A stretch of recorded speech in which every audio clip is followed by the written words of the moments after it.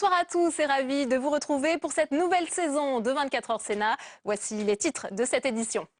Élection sénatoriale, jour J, -27, dans moins d'un mois, le 28 septembre prochain. La moitié du Sénat doit être renouvelée et la parenthèse à gauche risque d'avoir été de courte durée. Une victoire de la droite semble se dessiner. Quels sont les enjeux de ce scrutin? La réponse dans un instant. Rentrée pour les enseignants aujourd'hui et pour les 12 millions d'élèves demain, mais aussi premier pas pour la nouvelle ministre de l'Éducation, Najat Vallaud-Belkacem, qui prévient les rythmes scolaires s'appliqueront à toutes les écoles et menace les maires récalcitrants de sanctions. Les partis politiques aussi ont fait leur rentrée ce week-end en pleine tourmente. Reportage de nos envoyés spéciaux au Touquet et à La Rochelle. La Rochelle, où Manuel Valls a tenté de sauver l'unité de façade du Parti socialiste. Un parti secoué par la nouvelle orientation économique du gouvernement. Va-t-elle conduire à une sécession définitive des frondeurs? Peut-elle gêner à la droite en allant sur son terrain? Débat à suivre dans ce journal. Il y a 3 ans, jour pour jour, la gauche était en ordre de bataille pour ravir le Sénat à la droite. Aujourd'hui, le Parti socialiste, en proie aux divisions internes, tente de sauver les meubles sans trop y croire. Les chances de conserver la Haute Assemblée sont en effet ténues. Les enjeux de ce scrutin avec Quentin Calmé. Dimanche 28 septembre, les grands électeurs éliront le nouveau Sénat. Cette année, la moitié des sénateurs, soit 178 élus, remettent en jeu leur mandat. Une élection qui dépendra largement des derniers scrutins locaux. Ces électeurs sénatoriaux sont au nombre de 87 534, si on veut être précis. Disons 87 000, c'est plus simple à retenir. Dont 95% sont des délégués des conseils municipaux et 5% des députés, des sénateurs pour la première fois cette année, et des conseillers régionaux et conseillers généraux. Les candidatures doivent être déposées en préfecture entre le 8 septembre et le 12 septembre à 18 h. Parmi les départements qui renouvellent le plus de sénateurs, les Bouches-du-Rhône qui en comptent 8, le département du Rhône 7 et la Gironde 6. Dans chacune de ces circonscriptions, l'UMP espère gagner au moins un siège et ainsi faire basculer le Sénat. Car c'est le principal enjeu de ce scrutin, quelle majorité pour la Haute Assemblée? Conquis d'une courte avance de 6 sièges par la gauche en 2011, le Sénat pourrait repasser dans le giron de la droite et devenir ainsi un bastion pour l'opposition. Enfin, qui pour présider le Sénat? Réponse le mercredi 1er octobre, jour de l'ouverture de la nouvelle session parlementaire. L'actuel président Jean-Pierre Bel ne se représente pas. Didier Guillaume est pour l'heure le seul candidat déclaré pour le Parti socialiste. À droite, en revanche, ils sont déjà 3 prétendants au plateau. Gérard Larcher, Jean-Pierre Raffarin et Philippe Marini. Enfin, la centriste Nathalie Goulet est elle aussi candidate. Bureau politique, campagne auprès des grands électeurs. Il ne reste plus que 4 semaines pour faire la différence. Oui, 4 semaines pour faire la différence, mais la route sera longue pour la gauche et pourrait même devenir un nouveau chemin de croix si elle veut conserver le Sénat empêtré dans ses divisions internes menacées d'implosion. Les sénatoriales s'annoncent comme une nouvelle épreuve pour le Parti socialiste. Reportage à La Rochelle ce week-end de Pauline Dame et Paul Bouffard. Il y a encore des endroits épargnés par la tempête à La Rochelle. Restaurant La Marée, samedi, Didier Guillaume rassemble les sénateurs socialistes. Monsieur le Président, comment vas-tu? Bonjour. Alors qu'à quelques mètres de là, La Rochelle, c'est plutôt ça. Des désaccords internes au sein même d'un parti socialiste en ébullition et en pleine campagne sénatoriale. Du côté des sénateurs, sous le vent de La Rochelle, l'horizon électoral se rapproche. Didier Guillaume doit resserrer les rangs. Alors on me dit, mais le Sénat est perdu. Non, le Sénat n'est pas perdu. Surtout si les uns et les autres, là, les nouveaux, vous arrivez. Ça nous aidera grandement. Il n'y a aucune fatalité à ce que la gauche perde le Sénat. Mais, parce que nous sommes objectifs, disons qu'aujourd'hui, c'est peut-être un peu plus difficile que ça ne l'était il y a 6 mois. Donc à partir de là, prenons nos responsabilités et faisons campagne. Faire campagne. En ancien chef du groupe socialiste, François Rebsamen va même jusqu'à positiver. Ah oui, je crois que ça marche bien, le rassemblement, il existe. Il y a une bonne ambiance, d'après ce qu'on me dit, donc voilà, c'est une bonne occasion. Hein. Il y a comme une différence avec quelques centaines de mètres là, à Lancan.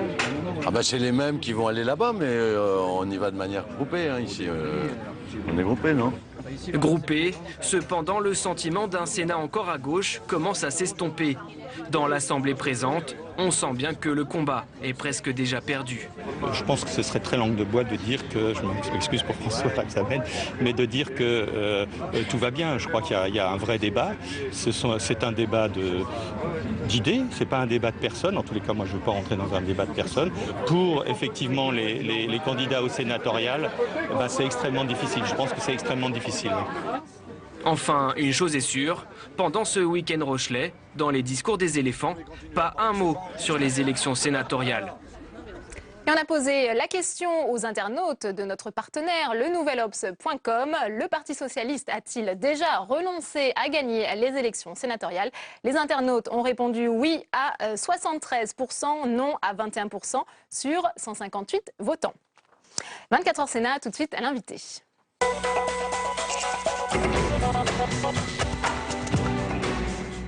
Et notre invité ce soir, Gaëtan Gors, vous êtes sénateur du Parti socialiste, sénateur de la Nièvre. Merci d'être avec nous. Tam Tranui est également avec nous sur ce plateau. On va parler dans un instant avec vous des sénatoriales et du campus UMP qui s'est tenu au Touquet ce week-end. Oriane Mancini de Public Sénat est également avec nous sur ce plateau. Et alors vous revenez de La Rochelle, on va en parler aussi. Mais d'abord vous, Gaëtan Gors, vous n'étiez pas à La Rochelle. Alors pourquoi ce désistement? Là, vous ne faites même plus partie des frondeurs. On peut dire que vous êtes un déserteur ce soir? J'ai plutôt l'impression, au contraire, d'être très impliqué, mais je ne suis pas sûr que les choses telles qu'elles se passent à La Rochelle depuis des années, d'ailleurs, aient vraiment beaucoup d'intérêt. Je pense qu'elles se passent au gouvernement, elles se passent un peu au Parlement, elles se passeront peut-être dans le parti, elles se passent aussi beaucoup dans le pays. Je ne suis pas sûr que La Rochelle était indispensable, cette mise en scène, cette façon d'esquiver parfois les problèmes. Je parle de manière générale, qu'on connaît depuis des années, cette façon de faire semblant de travailler. Non, je ne suis pas certain qu'il soit indispensable d'y joindre sa voix. Sans regret, donc. Sans regret. Alors, la Nièvre est très très belle ce week-end. Oriane Mancini, vous étiez à La Rochelle et effectivement, il n'y avait pas beaucoup de sénateurs. Vous n'étiez pas le seul, Gaëtan Gors. Et oui, ça peut vous rassurer ou pas. D'ailleurs, Gaëtan Gors, vous étiez loin d'être le seul sénateur absent à La Rochelle. Mais Delphine, plus que les sénateurs, le grand absent de ce week-end à La Rochelle, c'était les sénatoriales en elles-mêmes. Difficile en effet là-bas d'imaginer que l'élection a lieu seulement dans un mois, tellement elle n'a occupé ni les travaux ni les conversations.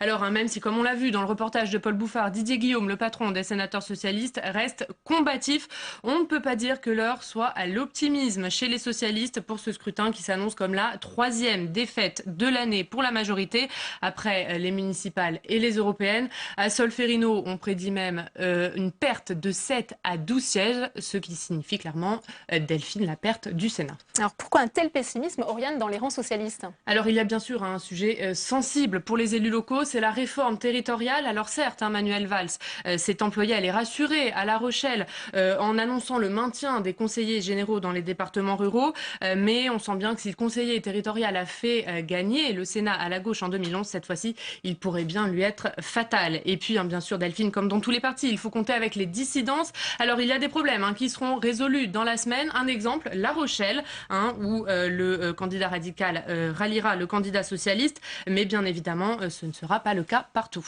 La grande crainte aussi du Parti socialiste pour ces sénatoriales, eh bien, c'est le Front National. Et oui, car pour la première fois, dans une élection sénatoriale, il faudra compter avec le FN qui pourrait remporter des sièges dans les départements du Sud-Est et plus particulièrement dans les Bouches-du-Rhône où nous ont dit certains élus socialistes, ils craignent même de ne remporter aucun siège, ce qui serait bien sûr, Delphine, une grande première. Et puis, s'il fallait une ultime preuve que le PS visiblement ne croit plus vraiment à la victoire, il suffisait d'écouter le discours de clôture de Manuel Valls. La seule fois où il a parlé du Sénat, c'était pour dire au revoir à Jean-Pierre Bel. Merci beaucoup, Oriane Mancini, pour cet éclairage. Alors, Gaëtan Gors, vous y croyez, vous encore, à cette possibilité pour la gauche de conserver le Sénat, ou est-ce que c'est définitivement un combat perdu? Écoutez, il ne faut pas faire de langue de bois, ce sera au minimum très difficile. Et la langue de bois, je pense qu'il faut désormais s'en passer, vu la gravité des problèmes qu'on a affrontés. Si l'enjeu est politique, bien évidemment institutionnel, mais ce n'est pas là l'essentiel. La vraie question, c'est de savoir si le gouvernement va réussir. Alors si le Sénat pouvait l'y aider, ce serait mieux. Si c'est une majorité de droite, il est clair qu'il n'y contribuera pas. Oui, on a vu un petit peu avec Oriane les causes un peu de cette perte annoncée du Sénat. Est-ce que le changement de cap économique du gouvernement est aussi en cause? Non, je pense que s'agissant. Alors oui, évidemment, il y a un climat général qui ne date pas depuis le mois de mars, qui est antérieur. Mais il y a aussi, évidemment, on a fait tout ce qu'il fallait pour mettre les élus locaux dans l'incertitude et l'instabilité, les annonces multiples de réformes territoriales, les avancées, les reculs sur la création et la fusion des régions, la suppression des départements. Tout ça crée un climat, avec le découpage électoral cantonal, crée un climat qui évidemment n'est pas favorable à la sérénité que souhaitent les élus locaux, surtout après les municipales. Donc je crois effectivement qu'on n'a pas créé les conditions les plus favorables pour nos candidats, auxquels je souhaite néanmoins bonne chance. Est-ce que vous pensez que si le Sénat passe à droite, cela va favoriser ou accélérer la création d'un groupe de frondeurs ici au Sénat, comme il y en a un à l'Assemblée ? Bon, je crois pas que ce soit le sujet. Les frondeurs, au fond, ça a du poids parce que leur vote peut changer quelque chose. Au Sénat, on a une influence, mais la décision définitive appartient à l'Assemblée. Donc, menacer de ne pas voter tel ou tel texte ne change pas grand-chose sur le fond politique. Ça n'a pas la même nature. C'est d'ailleurs pour ça qu'on pourrait espérer que le Sénat, j'avais été candidat à la présidence du groupe et c'est dans cet esprit que je l'envisageais, on pourrait imaginer que le Sénat joue un rôle, lui, peut-être plus critique et constructif à travers le groupe socialiste par rapport au gouvernement. Non pas pour le mettre en difficulté, parce qu'il y a pas d'issue. On le voit à l'Assemblée nationale, la question de la confiance étant posée. Je crois que les frondeurs n'ont pas beaucoup de solutions, sauf à vouloir provoquer une dissolution. En revanche, au Sénat, on pourrait contribuer utilement au débat, ou on aurait pu contribuer utilement au débat, et peut-être alerter le gouvernement plus tôt. Je regrette qu'on ne l'ait pas fait, et qu'on soit resté un peu dans la passivité par rapport à cette situation. Est-ce que vous vous reconnaissez encore dans ce groupe socialiste ici Bien sûr, au Sénat ? moi je n'ai jamais été autant socialiste, parce que je pense que les solutions à la crise, à la fois économique, politique, sont des solutions socialistes, c'est-à-dire qu'elles reposent sur la coopération, la solidarité, la démocratie. Je ne crois pas du tout que les solutions soient à l'extrême droite avec la volonté de diviser plus que jamais les Français, de diviser les Européens, ni à droite. On voit bien au fond que ce sont les ambitions qui dirigent les attitudes des uns et des autres. Et si la perspective, c'est le retour... Le Parti socialiste a encore un avenir dans sa forme actuelle, selon vous ? S'il se transforme, oui. Je crois qu'aujourd'hui, il y a un enjeu très important, qui me paraît peut-être un peu trop important, mais qui est là et qu'il faut saisir, qui est la capacité pour ce parti de jouer pleinement son rôle, c'est-à-dire d'apporter au Premier ministre une réflexion politique, un projet politique, une dynamique politique qui a fait défaut depuis 2 ans. Entre nous, qui fait défaut depuis plus longtemps. C'était pas faute de l'avoir dit depuis des années. Mais je pense que le Parti socialiste peut encore jouer son rôle et peser dans les années qui viennent. Il faut réussir les 3 ans qui viennent. Personne ne peut, en critiquant le Premier ministre ou sa politique, penser derrière qu'il souhaite son échec. Les critiques doivent servir au contraire à soit à corriger certaines inflexions, soit l'aider à évoluer. Je pense qu'il y a des sujets sur lesquels nous devons et nous pouvons l'aider. La question européenne étant essentielle, évidemment. Merci Gaëtan Gors. Merci beaucoup d'avoir été notre invité ce soir. Alors La Rochelle, c'était bien entendu l'événement qui a phagocyté toute l'actualité politique ce week-end jusqu'au propre campus d'été de l'UMP organisé par les jeunes du mouvement au Touquet. Vous y étiez, Tam Tranui. Alors que s'est-il passé ? Et oui, c'est un comble, même au Touquet, c'était La Rochelle sur toutes les lèvres. Plusieurs ténors de l'UMP ont d'ailleurs fait référence à l'événement socialiste dans leur discours. Alors il faut dire qu'après les événements de l'été, après le scandale Big Malion, après les révélations sur les finances du parti, il n'y a rien de mieux pour unir les troupes que de taper à la rentrée sur le même adversaire. Alors logiquement, ils se réjouissent de voir que le PS, je cite, est en train d'exploser en plein vol et de voir que la gauche est tétanisée. On est bien mieux ici que là-bas, a d'ailleurs déclaré Luc Châtel, le secrétaire général de l'UMP, qui s'est d'ailleurs directement adressé à Manuel Valls. Je lance aujourd'hui un appel solennel au Touquet. Monsieur le Premier ministre, venez devant l'Assemblée nationale. Venez présenter la politique qui va être la vôtre à partir de maintenant. Venez nous dire avec quelle majorité vous allez gouverner et engager votre responsabilité. Demandez la confiance. C'est ça la démocratie et on ne doit pas avoir peur de la représentation nationale. Donc, Luc Châtel réclame donc un vote de confiance au Premier ministre devant l'Assemblée nationale et il avertit, si la confiance est refusée, il faudra tout simplement repasser devant les électeurs. Alors la gauche en difficulté au Parlement, ça aura peut-être donc lieu à l'Assemblée nationale, mais cela aura donc certainement lieu au Sénat. Le 28 septembre, les élections sénatoriales vont donc permettre de renouveler la moitié de la Haute Assemblée et l'UMP s'y voit déjà. Voyez ce reportage tourné avec Louis Sibyl. Majorité en crise, cela a de quoi revigorer les ténors de l'UMP. Quelques-uns ont répondu présents ce week-end au rendez-vous du Touquet, le campus des jeunes populaires. Parmi eux, des sénateurs pas très nombreux. Et certains crient déjà victoire pour les sénatoriales à la fin du mois. Entre l'échec de la réforme territoriale, la baisse des dotations des collectivités, la manière dont les élus locaux sont traités, on ne voit pas très bien sur quel ressort la gauche pourrait conserver le Sénat. Voilà. Donc, il ne faut pas vendre la peau de l'ours avant de l'avoir tué. Logiquement, si les choses sont normales, le 28 septembre au soir, la droite aura une douzaine de sièges d'avance au Sénat. 12 places, c'est un pronostic large. Le succès se joue donc sur un fil. Problème, les dissidences au sein du parti, mais aussi le nouveau mode de scrutin mis en place par le gouvernement. Les socialistes ont changé les règles du jeu, en particulier dans les départements où le scrutin se faisait jusqu'ici, le scrutin uninominal à 2 tours, et où ils l'ont remplacé par un scrutin de liste, ce qui, dit-on, devrait leur permettre de s'approprier un certain nombre de sièges qu'ils ne pouvaient pas espérer jusqu'ici. Un succès au sénatorial effacerait un peu les difficultés de l'UMP à trouver un nouveau cap et lui donnerait un coup de fouet avant les élections à la tête du parti en novembre. L'UMP doit gagner 7 sièges pour emporter le Sénat. Alors on vient de le voir, Tam, ici au Touquet, les sénateurs restent quand même prudents, ils ne veulent pas mettre la charrue avant les bœufs. Oui, ça c'est officiellement, parce qu'en off, les spécialistes de la carte électorale de l'UMP se frottent déjà les mains, ils ont sorti leurs calculettes, et pour eux, les jeux sont faits. L'UMP va reconquérir le Sénat, on a donc parlé d'une douzaine de sièges à gagner pour la droite, et vous avez entendu Oriane, au moins sur ce sujet, là-dessus, eh bien UMP socialistes sont bien d'accord. Alors c'est peut-être une première étape avant un possible retour aux manettes en 2017, et en tout cas, pour les militants UMP, ce retour n'a qu'un seul nom, qu'un seul visage. Regardez et écoutez.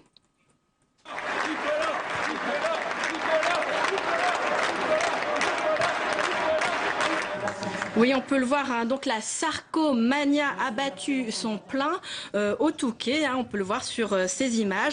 Alors, on dit souvent que les absents ont toujours tort. Eh bien, à l'UMP, c'est tout le contraire. Le grand absent, Nicolas Sarkozy, a toujours raison et on n'en peut plus d'attendre son retour. Merci beaucoup, Tam. Merci, Gaëtan Gorz, d'avoir été notre invité. Merci, Oriane. Alors, après la rentrée des politiques, c'est au tour des élèves de reprendre dès demain le chemin de l'école. Avec cette année, la généralisation des nouveaux rythmes scolaires. Ce sera un véritable baptême du feu aussi pour la nouvelle ministre de l'Éducation, Najat Vallaud-Belkacem, qui se montre ferme. Si des maires n'appliquent pas la loi, les préfets le feront, prévient-elle. On l'écoute. Il y a des accros dans certaines communes, donc le nombre est très limité. On parle d'une vingtaine de communes pour l'instant. Dans lesquels, en effet, des maires sont toujours récalcitrants sur le principe à la réforme des rythmes scolaires. Je le déplore parce que voilà des mois qu'ils auraient dû se mettre à la tâche, parce que cette réforme des rythmes scolaires, ça se prépare par définition, pour organiser notamment le temps du périscolaire. S'ils ne l'ont pas fait, ils ont d'une certaine façon failli à leur tâche et ce sera à leurs administrés aussi d'en tirer les conséquences. 24 heures Sénat, tout de suite, le débat.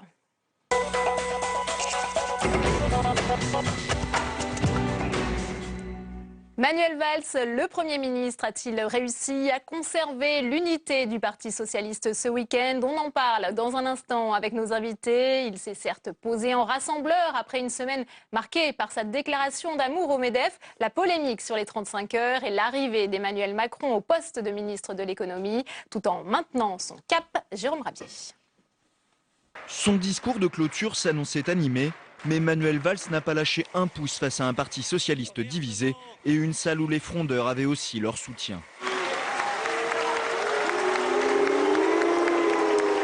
Le Premier ministre a fait, comme d'habitude, du Valls dans le texte, réaffirmant son autorité et appelant au sens des responsabilités. Et nous devons être exemplaires et donner, oui, cette image de rassemblement autour de ceux qui ont aujourd'hui la responsabilité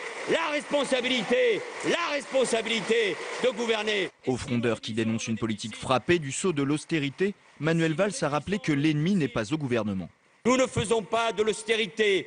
Quand nous augmentons les bourses pour les étudiants, nous ne faisons pas de l'austérité.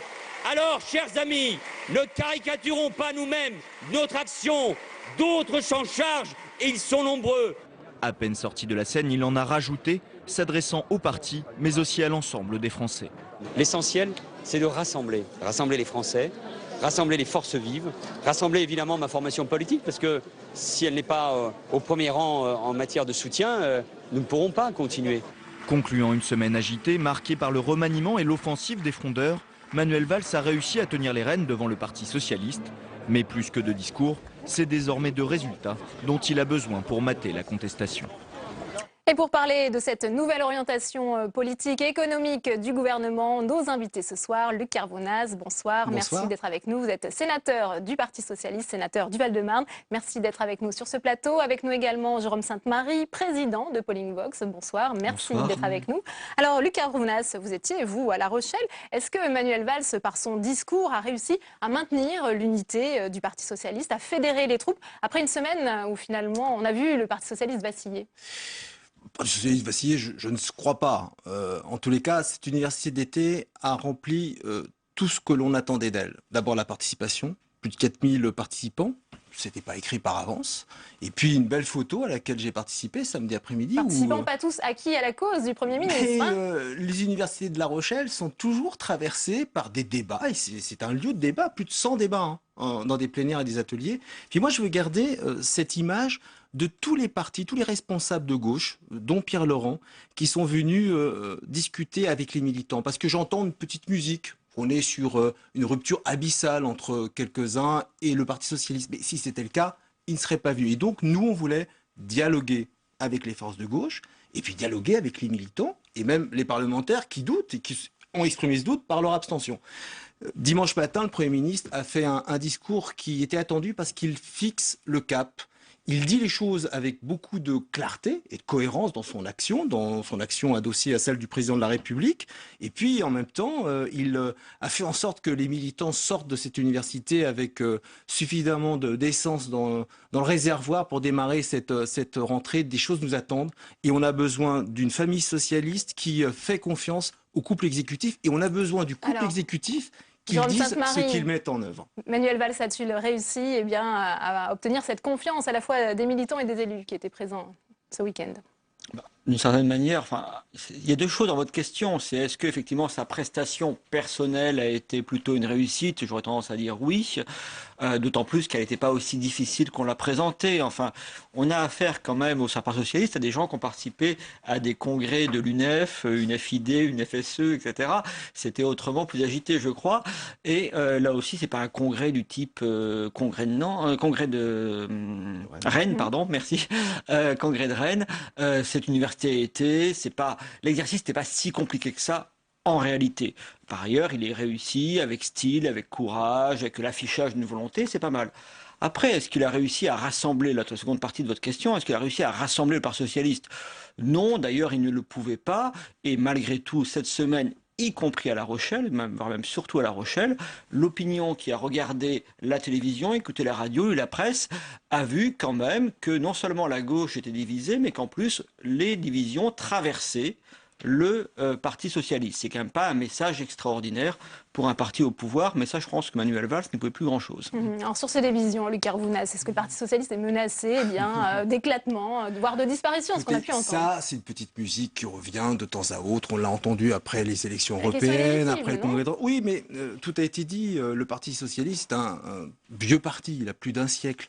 Et puis, aucun premier secrétaire de Lionel Jospin, voire même si on remonte à Pierre Mauroy, n'a réussi dans le parti à être majoritaire à 100%. Il y a toujours eu une opposition à la ligne majoritaire. Aujourd'hui, ce qui se dessine autour de quelques-uns de mes amis, que vous appelez les frondeurs, c'est cette volonté de leur part d'organiser une ligne politique dans le Parti Socialiste qui n'est pas la ligne social-démocrate, qui a gagné le congrès de Toulouse, il faut le rappeler, il y a 2 ans, la ligne politique a été clairement affichée, et affichée aujourd'hui par le couple exécutif et les membres de son gouvernement. Donc, ne vous inquiétez pas, le Parti Socialiste a encore de belles heures Est-ce que Luc Carvounas on a l'impression qu'il minimise ces frondeurs. Est-ce qu'ils peuvent faire sécession et conduire à une disparition du Parti Socialiste Alors, vous avez pensé que j'ai une position très, je ne dirais pas centriste, mais trop équilibrée, mais il y a deux choses, encore une fois, là, il y a deux choses. Est-ce que le Parti Socialiste va se diviser ? Je crois que depuis le congrès d'Épinay, celui-ci, on a annoncé tous les 5 ans, tous les 10 ans, tous les 2 ans, la division, la séparation. Elle ne s'est pour ainsi dire jamais produit. Il y a eu le départ de Jean-Pierre Chevènement avec le MDC qui n'a pas été très convaincant, mais sinon, même au début des années 90, quand le Parti Socialiste avait perdu de manière écrasante les élections législatives en 1993, il n'y a pas eu séparation. Il y a trop d'intérêts communs. Il y a des élections bientôt. Il y a celle du Sénat, bien sûr, mais il y a également, en 2015, à une date non précisée, il y aura quand même les cantonales, les régionales, puis la présidentielle. Le coût de quitter le Parti socialiste est tel pour des élus qu'on voit mal comment cela pourrait se produire. Alors le Parti socialiste est un parti d'élus et d'équipes d'élus essentiellement. Mais inversement, est-ce que le parti est uni? Bien sûr que non. Est-ce que le message qui est envoyé à l'opinion est bon? Certainement pas.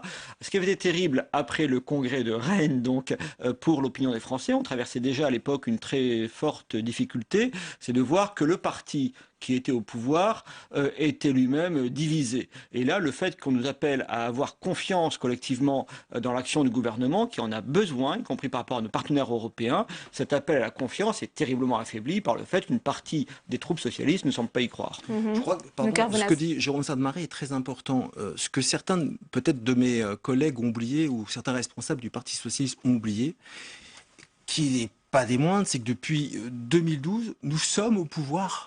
Et nous avons perdu peut-être un peu cette pratique d'être au pouvoir et d'un parti socialiste qui est en responsabilité, premier parti, en responsabilité d'accompagner l'exécutif, en responsabilité de agréger à nouveau les partenaires de gauche.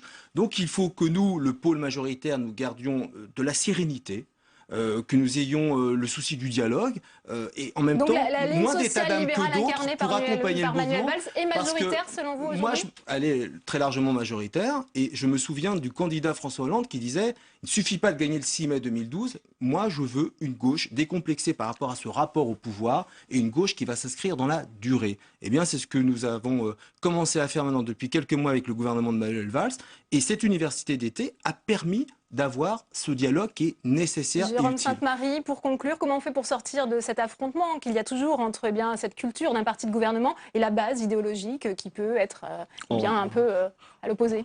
On est bien au-delà de cette rupture, enfin ce conflit, si vous voulez, existant dans les années 70. La base n'est pas aussi fortement structurée idéologiquement qu'elle l'était à l'époque. D'ailleurs, les frondeurs et ceux qui contestent la ligne actuelle le font au nom d'arguments idéologiquement extrêmement faibles et en tout cas très dispersés. C'est plutôt au nom de l'efficacité, voire même de l'efficacité électorale. Juste pour conclure, je crois qu'il y a un succès d'image très important pour Manuel Valls à La Rochelle, c'est qu'au début de la semaine, il apparaissait comme étant lui-même, au fond, le diviseur, celui qui attaquait des acquis de la gauche, celui qui allait au MEDEF. Le fait que ce spectacle de la contestation un peu potache, finalement, et la réaction qu'il a su avoir par rapport à celle-ci, fait que le diviseur, maintenant, ce n'est plus l'équipe de Manuel Valls, mais plutôt ceux qui sont en face. Et moi, j'ai vu ce week-end un rassemblement autour de l'exécutif et du discours de Manuel Valls.